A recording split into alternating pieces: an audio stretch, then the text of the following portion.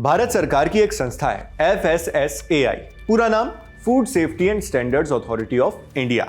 इसका काम है आपकी हमारे खाने पीने की चीजों की जांच करना, साथ ही यह पक्का करना कि जो खाना हम तक पहुंच रहा है वो सुरक्षित और शुद्ध है या नहीं, यानी सेफ एंड प्योर। इसी FSSAI ने अब उन सभी खाने पीने वाले सामान से ORS यानी ओरल रिहाइड्रेशन सॉल्ट्स टैग हटाने का आदेश दिया था, जो WHO वर्ल्ड हेल्थ ऑर्गेनाइजेशन की ओर से तय स्टैंडर्ड पर खरे नहीं उतरते। बाजार में कई ऐसे ड्रिंक्स मौजूद हैं जिन्हें अक्सर लोग कमजोरी या डिहाइड्रेशन होने पर ORS समझकर खरीदते हैं। वो मानते हैं कि यह प्रोडक्ट उन्हें मेडिकली हाइड्रेट करने में मदद करेगा, पानी की मात्रा संतुलित कर देगा। हालांकि ORS का एक स्पेशल मेडिकल साइंटिफिक फॉर्मूला होता है जिसे WHO ने डिफाइन किया है। अब FSSAI के नए आदेश के मुताबिक केवल वही प्रोडक्ट ही खुद को ORS कह सकते हैं जो WHO के इन स्टैंडर्ड को फॉलो करते हैं। ये सुनने में आम सी बात लग रही होगी, लेकिन इस एक फैसले के लिए लड़ाई बहुत लंबी लड़ी गई। लड़ाई लड़ी हैदराबाद की एक पीडियाट्रिशियन यानी बच्चों की डॉक्टर शिवरंजनी संतोष ने। FSSAI के अक्टूबर वाले आदेश के बाद उन्होंने 16 अक्टूबर को अपने सोशल मीडिया हैंडल से एक वीडियो शेयर किया। इस वीडियो में वो खुशी से रोती हुई नजर आती हैं। कहती हैं, ये एक लड़ाई थी, 8 साल की जंग, 3 साल तक कोर्ट में केस और 4-5 साल तक लोगों की बेरुखी से लड़ाई। ये जीत किसी एक की नहीं बल्कि लोगों की ताकत की है, उन डॉक्टरों, वकीलों, माओ और लोगों की जिन्होंने मेरा साथ दिया। मैं डटी रही और हम जीत गए। करीब 10 साल पहले डॉक्टर शिवरंजनी ने ऐसे ड्रिंक्स पर सवाल उठाए जो खुद को ORS बताकर बेचे जाते थे। 2022 में उन्होंने तेलंगाना हाईकोर्ट में केस किया क्योंकि ये ड्रिंक्स WHO के बताए मानकों पर पूरे नहीं उतरते थे, खरे नहीं उतरते थे। तेलंगाना हाईकोर्ट ने अप्रैल 2022 में ही FSSAI को इस मामले में दखल देने को कह दिया। FSSAI ने कुछ वक्त के लिए ऐसे ड्रिंक्स पर एक टेम्परेरी बैन यानी अस्थायी रोक तो लगा दी, लेकिन उसके बाद शुरू हुआ उन कंपनीज के पिटीशन फाइल करने का दौर जिनके प्रोडक्ट्स बैन हो रहे थे। उनका कहना था कि उनके प्रोडक्ट्स में कुछ गड़बड़ी नहीं है, वो हानिकारक भी नहीं है, तो बने बनाए प्रोडक्ट्स को ऐसे बैन करना उनके लाइवलीहुड यानी रोजी रोटी, उनके रोजगार पर प्रहार है। तब जाकर FSSAI ने टेम्परेरी बैन को हटा दिया। संस्था ने 14 जुलाई 2022 को एक ऑर्डर निकाला जिसमें कहा कि वो सारे प्रोडक्ट्स बेचे जा सकते हैं जिनमें ORS का टैग और ट्रेडमार्क इस्तेमाल हो रहा है, लेकिन एक शर्त के साथ। जहां ORS लिखा होगा वहीं एक वार्निंग भी मौजूद होगी। वार्निंग ये ORS WHO के ORS वाले पैमाने पर खरा नहीं उतरता। बस इस वार्निंग टैग के साथ दोबारा ये प्रोडक्ट्स बेचे जाने लगे।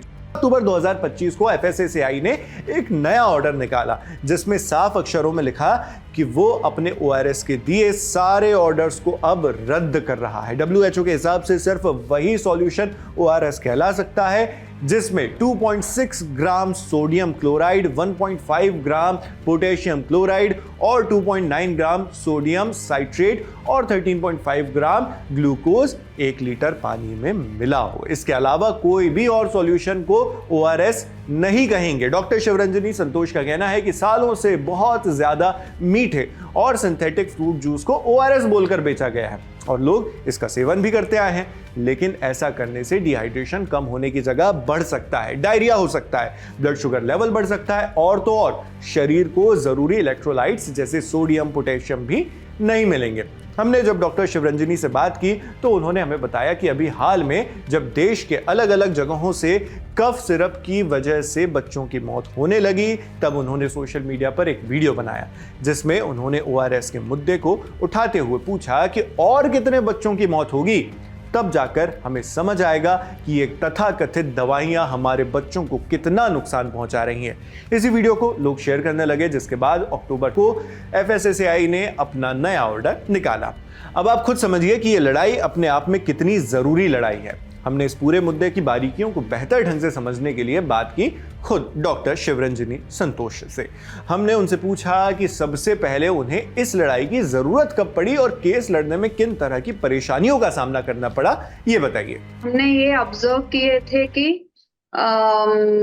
ORS देने के बाद बच्चों का डायरिया और बढ़ते जा रहे थे। तो ये क्या हो रहा है, ORS देने के बाद डिहाइड्रेशन करेक्ट होना है ना, वर्स नहीं होना है ना। तो हमने पेरेंट्स से पूछ लिया क्या ORS, कौन सा ORS दे रहे हैं। तो वो लाके डब्बा दिखाया मुझे, तो मैंने तब लेबल पढ़ लिए थे।